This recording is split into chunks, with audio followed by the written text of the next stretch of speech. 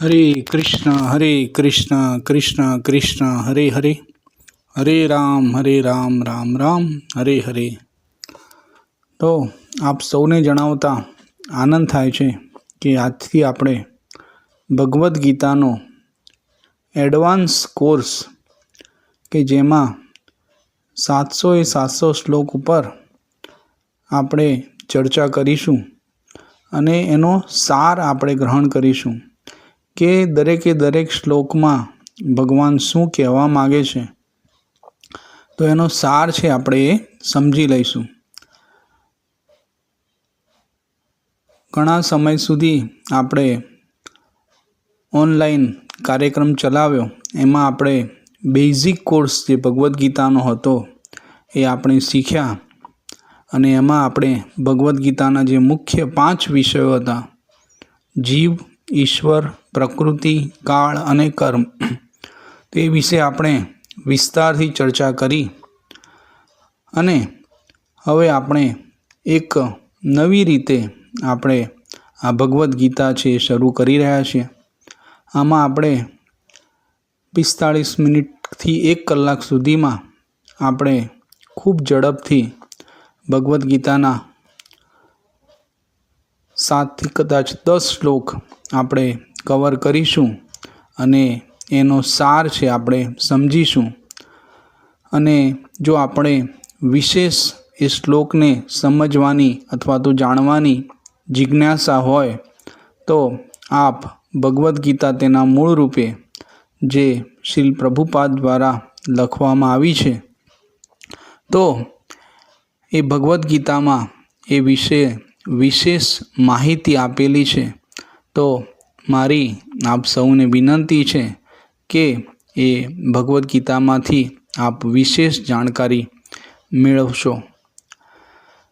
તો વધારે સમય ન લેતા આપણે હવે ભગવદ્ ગીતા તેના મૂળ રૂપે અધ્યાય 1 અને શ્લોક સંખ્યા 1 ઉપર આપણે ચર્ચા કરીશું.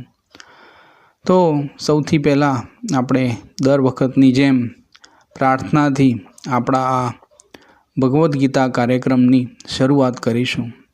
ઓમ અજ્ઞાનતિમિરાન્ધસ્ય જ્ઞાનાંજન શલાકયા ચક્ષુરોન્મિલિત્વં યેન તસ્મૈ શ્રી ગુરવે નમઃ.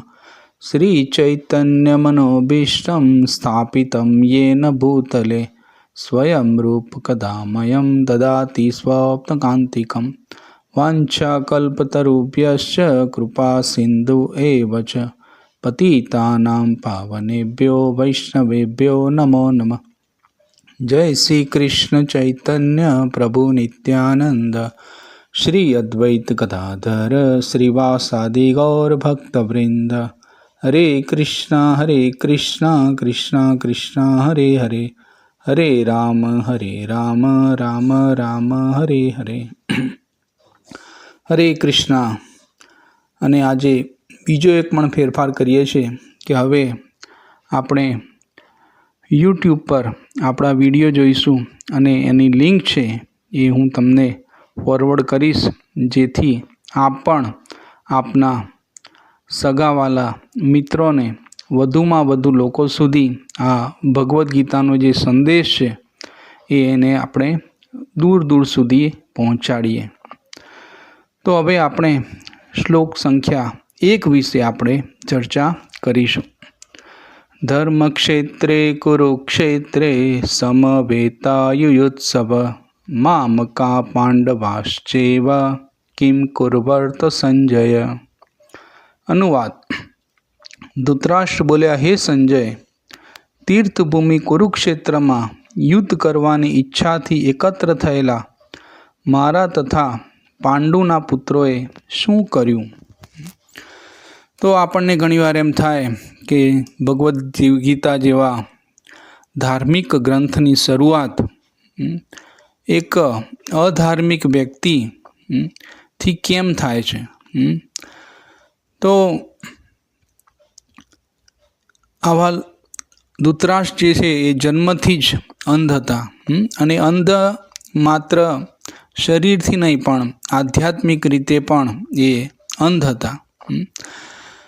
અને આમાંથી આપણને એ પણ શીખવાનું મળે કે જો આપણે કદાચ અંધ હોઈએ અને જો આપણે ભગવદ્ ગીતાની જો શરણાગતિ લઈશું તો જેમ અર્જુનની આંખ ખુલી ગઈ હતી એમ આપણી પણ આંખો ખુલશે. તો આપણે જાણીએ છીએ કે ધૃતરાષ્ટ્ર એ શારીરિક અને આધ્યાત્મિક બંને રીતે એ પોતાના રાષ્ટ્રથી ખૂબ આસક્ત હતા. એમના જે નામ છે એનો મતલબ એ થાય છે ધ્રુત એટલે આસક્ત અને રાષ્ટ્ર એટલે રાષ્ટ્ર.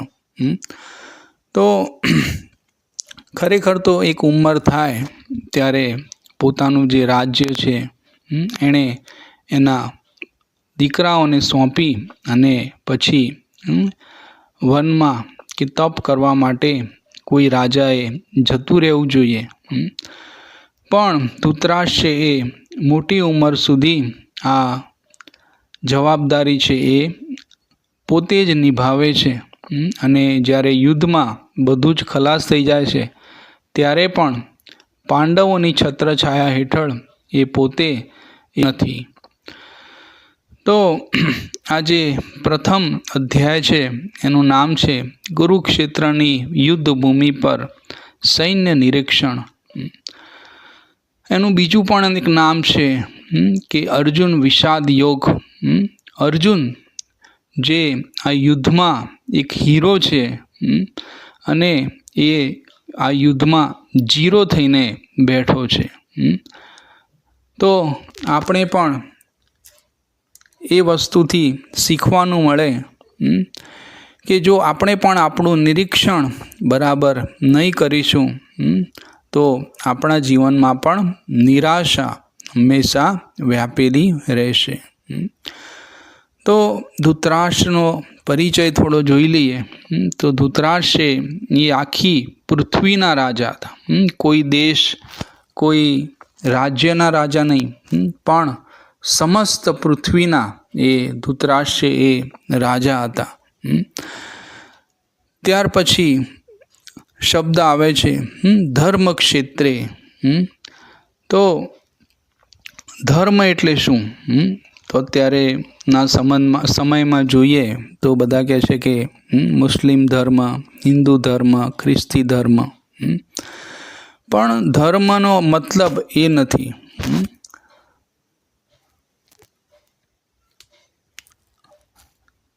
ધર્મ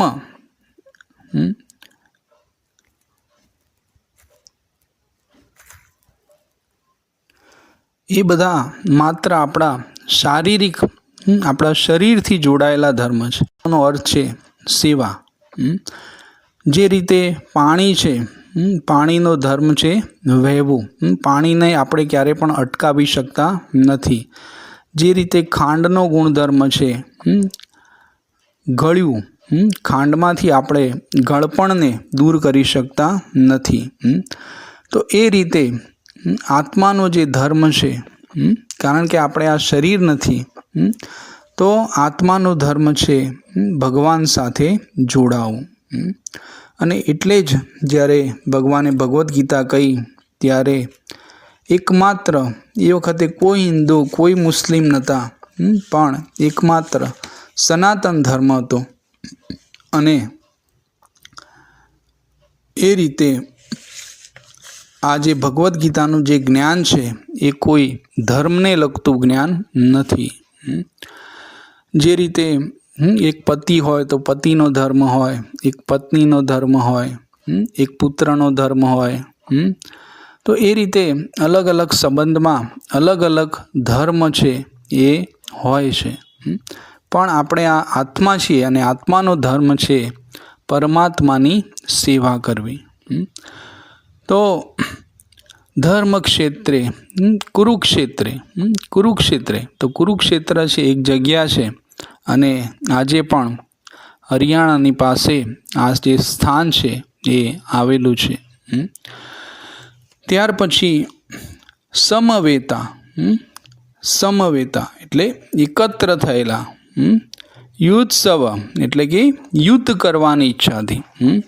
તો અહીંયા કૌરવ અને પાંડવો છે એકઠા થયા છે, તો કોઈ મેચ રમવા માટે એકઠા થયા નથી.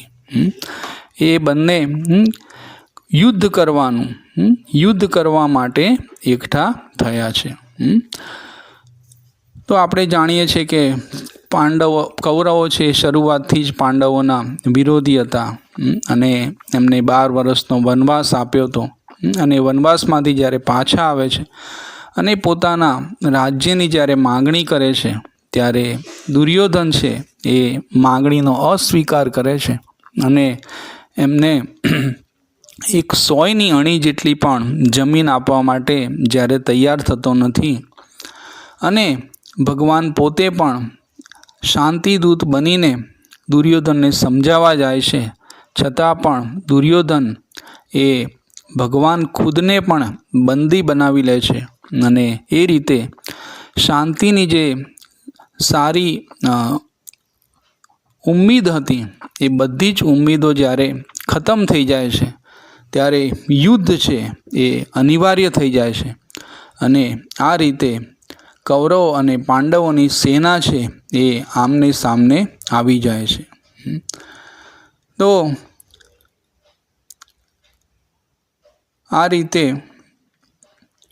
કુરુક્ષેત્રની યુદ્ધ ભૂમિ પર કૌરવ અને પાંડવોની સેના છે એ યુદ્ધ કરવાના હેતુથી એ બંને સામસામે ઊભેલી છે.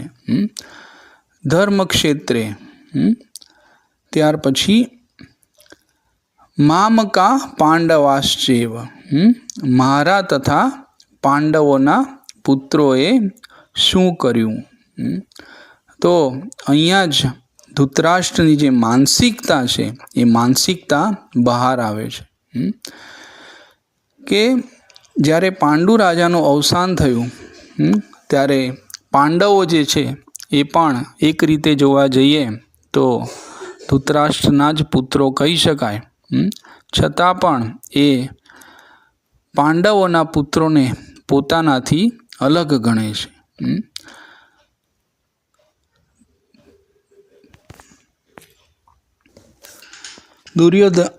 ધૃતરાષ્ટ્ર મહારાજને અહીંયા એ પણ શંકા છે કે આ ધર્મક્ષેત્ર ધર્મની જગ્યા છે. અહીંયા ઘણા બધા કુરુવંશના જે વડીલો હતા એમણે તપ કર્યું હતું. દેવી દેવતાઓ પણ અહીંયા ઘણી વખતે તપ કરવા માટે આવતા હતા. તો આ ધર્મક્ષેત્રે હતું અને જે મારો પુત્ર હતો, મારો પુત્ર જે છે એ હંમેશા ખોટું યુદ્ધ જ કરે છે. તો એ હંમેશા અધર્મના પક્ષે જ હોય છે અને આ ધર્મનું ક્ષેત્ર હતું. તો આ ધર્મના ક્ષેત્રમાં આવીને દુર્યોધને પાંડવો સાથે કોઈ સંધિ તો નથી કરીને અને આ જે ધામ હતું આ ધામમાં આવવાથી પાંડવો જે છે એ પાંડવો તો હંમેશા ધર્મના પક્ષે જ હતા અને એમાં પણ ભગવાન સ્વયં પાંડવોના પક્ષે હતા. તો મારા જે પુત્રો જે છે એમનું કોઈ હૃદય પરિવર્તન તો નથી થઈ ગયું ને.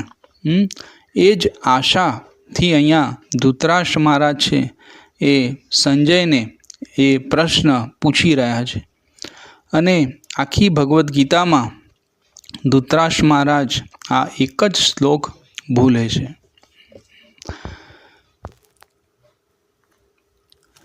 હવે આપણે શ્લોક સંખ્યા 2 વિશે ચર્ચા કરીએ.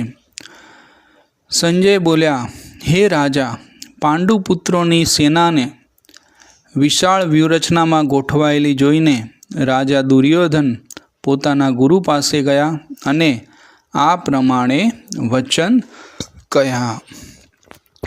તો આપણે આગળ જોયું કે આ અધ્યાયનું જે નામ છે કુરુક્ષેત્રની યુદ્ધ ભૂમિ પર સૈન્ય નિરીક્ષણ. તો આ જે 4 જણા છે એ અત્યારે સૈન્યનું નિરીક્ષણ કરી રહ્યા છે. એક છે સ્વયં ધૃતરાષ્ટ્ર મહારાજ, બીજું છે દુર્યોધન, ત્યાર પછી સંજય અને અર્જુન. તો આ ચારેય જણા છે એ અહીંયા સૈન્યનું નિરીક્ષણ છે એ કરી રહ્યા છે. અને જેવો ધૃતરાષ્ટ્ર મહારાજે પ્રશ્ન પૂછ્યો કે મારા તથા પાંડવોના પુત્રોએ શું કર્યું, તો સંજય એનો કેમેરો છે એ તરત જ કુરુક્ષેત્ર તરફ ફેરવ્યો. કારણ કે એ જાણતો હતો કે જો ધૃતરાષ્ટ્ર મહારાજ છે એટલા બધા એના પુત્રો પ્રત્યે અને ખાસ કરીને તો દુર્યોધન પ્રત્યે એટલા બધા આસક્ત હતા, એટલે તરત જ એમણે એ દુર્યોધન તરફ એમની નજર છે એ ફેરવી. અને દુર્યોધને જ્યારે જોયું કે પાંડવોની જે વ્યૂહરચના છે એટલી સશક્ત વ્યૂહરચના હતી કે એ જોઈને એ દુર્યોધન છે એ ગભરાઈ ગયો.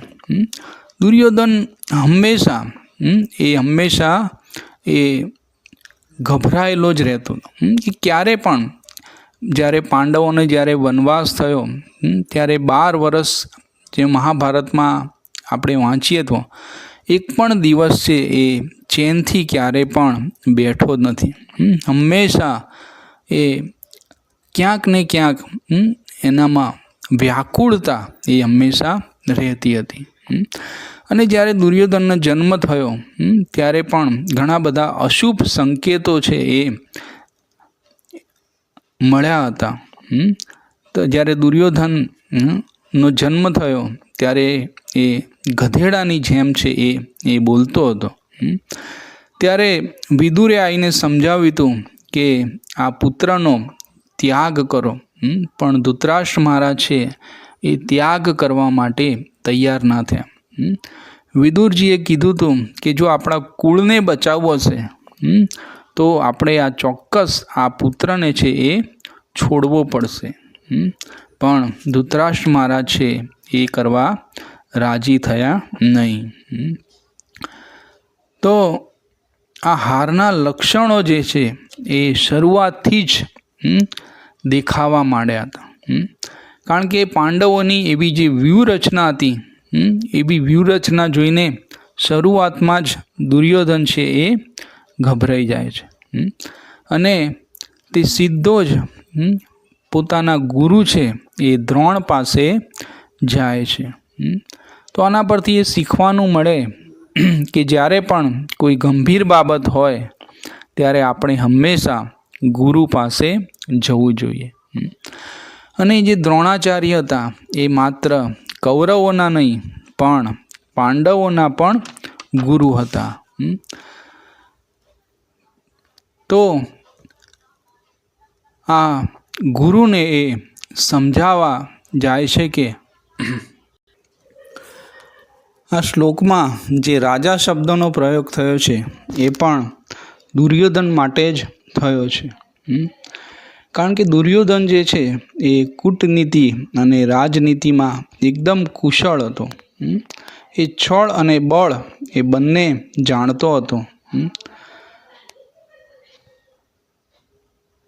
અને એટલા માટે જ એના શબ્દમાં આજે રાજાનો પ્રયોગ છે એ થયો છે. એક રીતે જોઈએ તો દુર્યોધન છે એ કળિયુગનો અવતાર છે અને જે શકુની છે એ દ્વાપર યુગનો અવતાર છે. અહીંયા દુર્યોધન પાસે 11 અક્ષરની સેનાઓ છે અને પાંડવો પાસે 7 અક્ષરની સેનાઓ છે. આટલી બધી મોટી સેના હોવા છતાં પણ લગભગ કહી શકાય કે પાંડવો કરતાં બમણી સેના હોવા છતાં પણ દુર્યોધનને એ ટેન્શન હતું કે હું કદાચ હારી જઈશ. તો જ્યાં સુધી પોતાનામાં આત્મવિશ્વાસ ના હોય ત્યાં સુધી આપણી પાસે ગમે તેટલી પણ ધન સંપત્તિ હોય, ગમે તેટલું ઐશ્વર્ય હોય, પણ આત્મવિશ્વાસના અભાવે આપણે હંમેશા કંઈક ને કંઈક ટેન્શનમાં આપણે હંમેશા રહીએ છીએ. તો એ રીતે હવે આપણે શ્લોક સંખ્યા 3 વિશે આપણે ચર્ચા કરીએ. અનુવાદ: હે આચાર્ય, પાંડુપુત્રોની આ વિશાળ સેનાને જુઓ કે જેની વ્યૂહરચના આપના બુદ્ધિમાન શિષ્ય એવા દ્રુપદ પુત્રે બહુ નિપુણતાથી કરી છે. તો અહીંયા દ્રુપદના પુત્ર જે એ ધૃષ્ટદ્યુમ્નનું નામ નથી દેતો, પણ દ્રુપદના પુત્ર તરીકે અહીંયા વર્ણવી રહ્યો છે. તો આપણે જાણીએ છીએ કે ગુરુ દ્રોણ અને મહારાજ દ્રુપદ એ બાળપણમાં બહુ ગાઢ મિત્રો હતા. તો દ્રુપદ મહારાજે ગુરુ દ્રોણને એવું વચન આપેલું કે જ્યારે હું પારંપરિક રીતે જ્યારે રાજા બનું ત્યારે હું તમને મારું અડધું રાજ્ય છે એ આપીશ. તો આ બાજુ દ્રુપદ મહારાજ છે એ રાજા બની ગયા અને ગુરુ દ્રોણની પરિસ્થિતિ એકદમ વિકટ હતી. એમની પાસે એમને પુત્રને પીવડાવવા માટે દૂધ પણ નહોતું.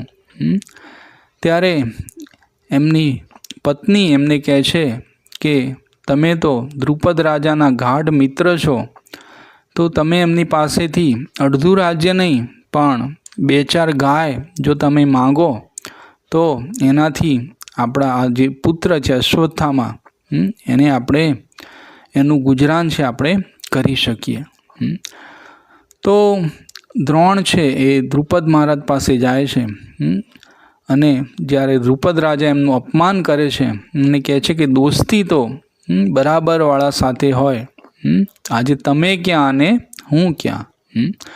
તો એ રીતે ગુરુ દ્રોણને અપમાનિત કરીને ત્યાંથી કાઢી મૂકે છે. અને ગુરુ દ્રોણના જે શિષ્યો છે કૌરવ અને પાંડવો, તો સૌથી પહેલાં કૌરવોને દ્રુપદ મહારાજને બંદી બનાવવા માટે મોકલે છે. પણ કૌરવો એ દ્રુપદ મહારાજથી હારી જાય છે અને ત્યાર પછી પાંડવોને એ દ્રુપદ મહારાજને ત્યાં મોકલે છે અને પાંડવો છે એ દ્રુપદ મહારાજને બંદી બનાવીને લાવે છે. ત્યારે ગુરુ દ્રોણ કહે છે કે દોસ્તી તો બરાબરવાળા સાથે થાય. આજે તમે ક્યાં અને હું ક્યાં. તમે મને એક વચન આપ્યું હતું કે હું તમને મારું અડધું રાજ્ય આપીશ અને જો કોઈ બ્રાહ્મણને આપેલું વચન એ ન પાળે તો એને નરકમાં જવું પડે અને હું એવું નથી ચાહતો કે મારો મિત્ર છે એ નરકમાં જાય. એટલે આજે હું તને અડધું રાજ્ય હું રાખું છું અને અડધું રાજ્ય તમને પાછું આપું છું. તો એ રીતે દ્રુપદ મહારાજની અપમાન કરીને જ્યારે કાઢી મૂક્યા ત્યારે દ્રુપદ મહારાજે ગુરુ દ્રોણને મારવા માટે એક મોટો યજ્ઞ કર્યો અને એ યજ્ઞમાંથી જ આ ધૃષ્ટદ્યુમ્નનો જન્મ થયો હતો અને એ જ યજ્ઞમાંથી દ્રૌપદીનો પણ જન્મ છે એ થયો હતો. ત્યાર પછી જ્યારે ધૃષ્ટદ્યુમ્ને વિદ્યા શીખવાડવા માટે કોઈ ગુરુને ત્યાં મોકલવાના હતા ત્યારે એ વખતે ગુરુ દ્રોણ કરતાં વધારે કોઈ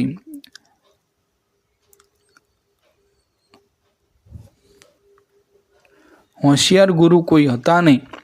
ત્યારે દ્રુપદ મહારાજે એમના પુત્ર અશ્વત્થામાને ફરી એ જ દ્રોણ મહારાજને ત્યાં વિદ્યા શીખવા માટે મોકલ્યા અને ગુરુ દ્રોણે પણ એ જ વિદ્યા શીખવાડી જે કૌરવ અને પાંડવોને શીખવાડી હતી.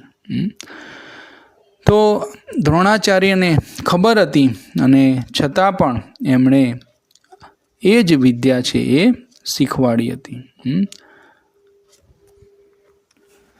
તો અહીંયા દુર્યોધન છે એ દ્રોણાચાર્યને એક રીતે ટોણો મારી રહ્યો છે કે તમારો જે શિષ્ય છે એણે એવી વ્યૂહરચના કરી છે. તો કોઈક રીતે આ ગુરુનું અપમાન પણ દુર્યોધન છે એ કરી રહ્યું છે.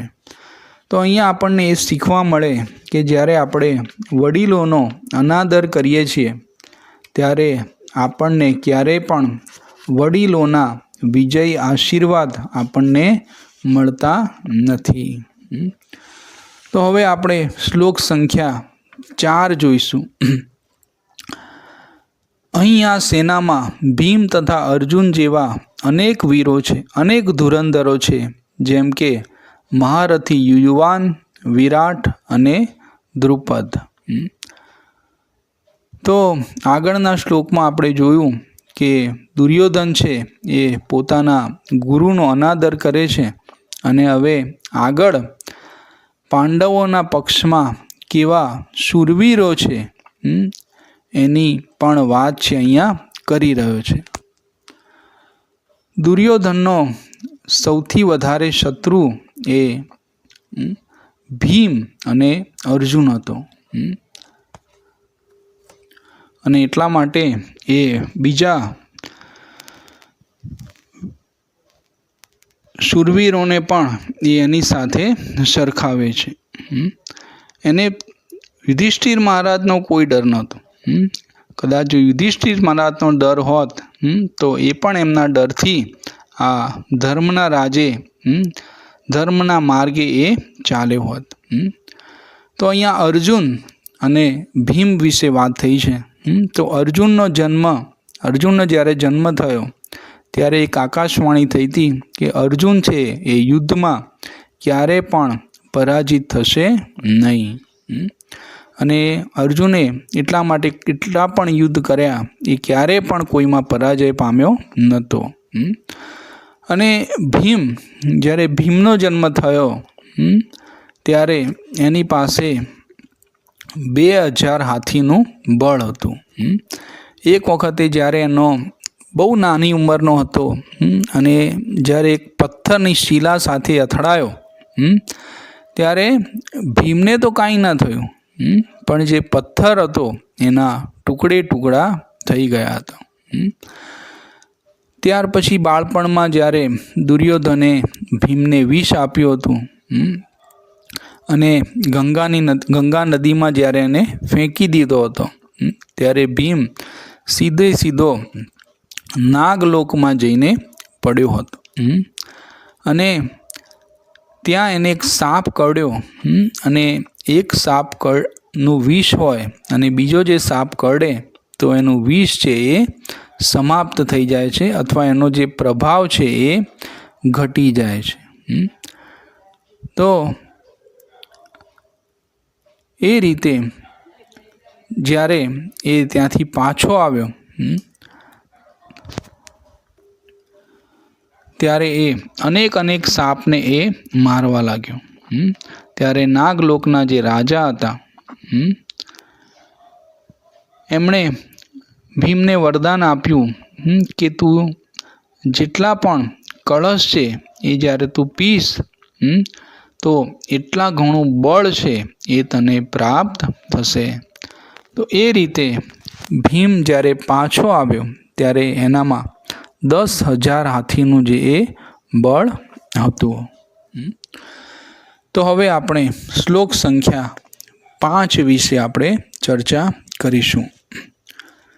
તદુપરાંત દુષ્ટકેતુ, ચેકિતાન, કાશીરાજ, પુરુજીત, કુંતીભોજ અને શૈલ્ય જેવા મહાન શક્તિશાળી યોદ્ધાઓ પણ છે. તો અહીંયા જે યોદ્ધાઓના નામ છે એ એટલા બધા પ્રતિભાશાળી કે એક રીતે જોવા જઈએ તો એટલા બધા જાણીતા યોદ્ધાઓ પણ નથી, છતાં પણ દુર્યોધન એમનું નામ લે છે. એનો મતલબ એ છે કે આજ એના હારનું છે એ મુખ્ય કારણ છે. તો અહીંયા અલગ અલગ રાજાઓના નામ છે. દૃષ્ટકેતુ તો એ સૂર્યવંશી રાજા છે અને એ કૈકેયી દેશના રાજા હતા. ત્યાર પછી ચેતિકાન એ પણ કૈકેયી દેશના રાજા હતા. ત્યાર પછી કાશીરાજ તો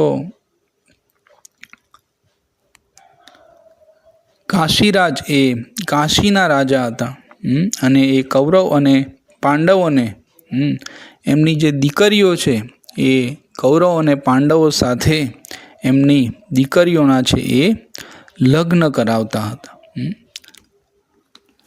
ત્યાર પછી કુંતી ભોજ, તો કૌરવોના જે માતા હતા કુંતી, એમના પિતા હતા એક રીતે કહી શકાય તો પાંડવોના એ નાના હતા. તો આ રીતે દરેકના નામ છે એ દુર્યોધન લઈ રહ્યો છે.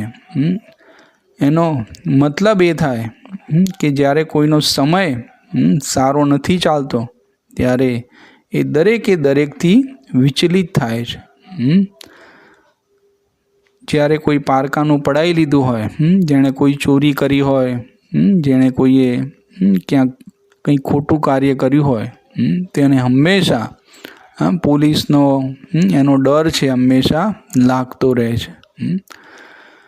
તો બીજી રીતે કહી શકાય કે લીડર હોય એણે હંમેશા નીડર રહેવું જોઈએ, અને જે અધર્મનો સાથ આપે છે એ હંમેશા વિચલિત રહે છે.